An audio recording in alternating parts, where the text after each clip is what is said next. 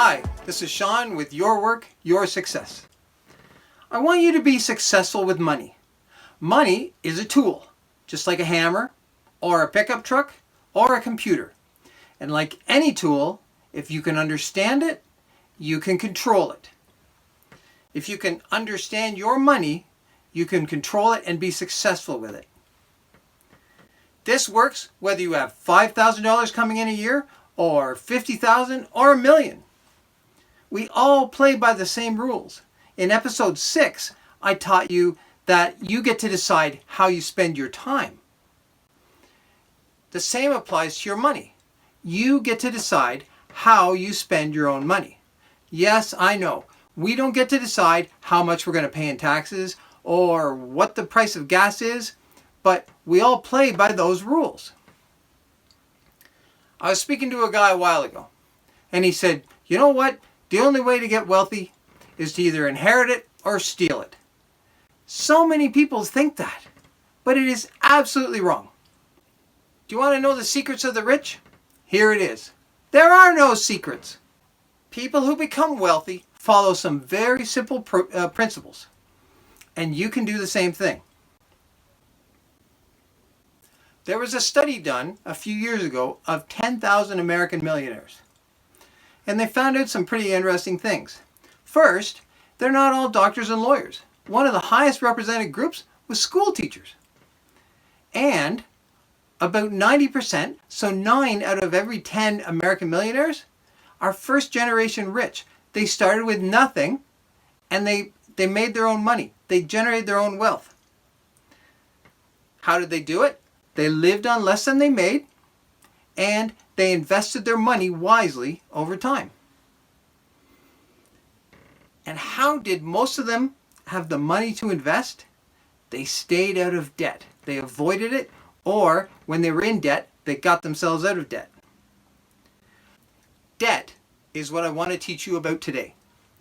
Most of us don't understand it. I didn't understand it until a few years ago. Debt is when somebody else lets you borrow their stuff, their money, their property, and they want you to pay it back later. Why would somebody give you their stuff? Well, a friend might. Hey, can you lend me $20 until Friday?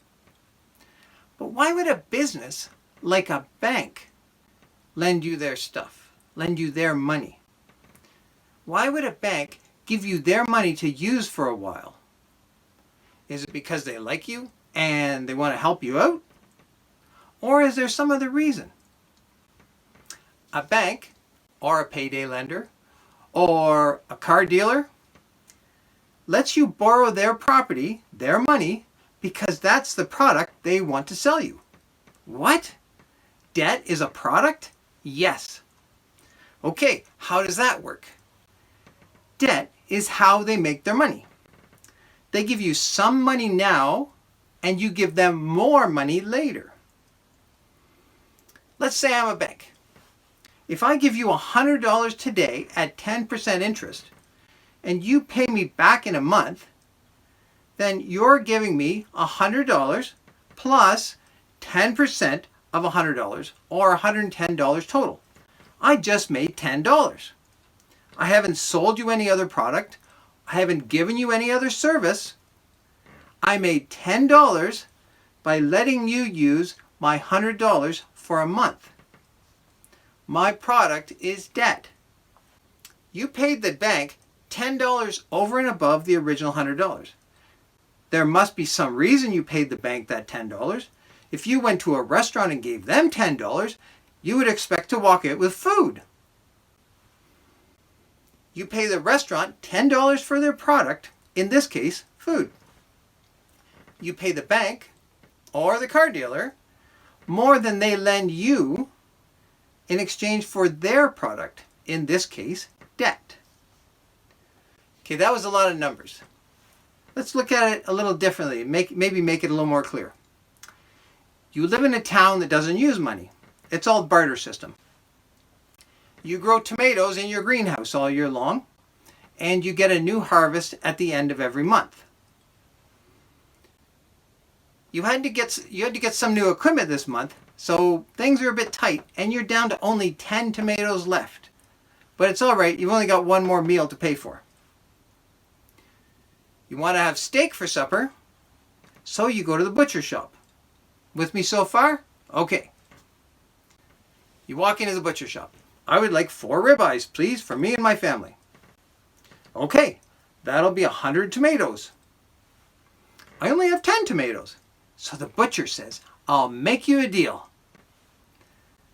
You can have the steak today, and when your crop comes in at the end of the month, you pay me 120 tomatoes. Or I can give you a hamburger and all the fixings for 10 tomatoes today. I really want steak today. Okay, it's a deal. 120 tomatoes at the end of the month. You're now paying 20% interest, or 1/5 more than the steak is actually worth. Now this doesn't seem too bad until the end of the month. Then it gets painful. Unfortunately, at the end of the month you found that you've ended up having some unexpected expenses. You had to buy glasses for your kid, and it was kind of cold, so the greenhouse took more energy to heat. You only have 10 tomatoes left, and that steak a month ago sure tasted good. Now this is where you get into trouble. You have this discussion with yourself. You know, it's not really that big a deal that I owe the butcher. Everybody has debt. I'll go work it out with him. Back to the butcher shop you go. Mr. Butcher, I only have 10 tomatoes left. I can't pay you back the full amount, and I want more steak. No problem, says the butcher. Pay me the 10 tomatoes you have. You'll owe me 110 tomatoes next month. That's 120 minus the 10 you just gave him. Plus 20% interest. That's 122 tomatoes. Plus 120 tomatoes for the steak today. Can you pay me 242 tomatoes at the end of next month? Oh yes, I'm sure I can. Give me the steak. Well, we all know what really happens.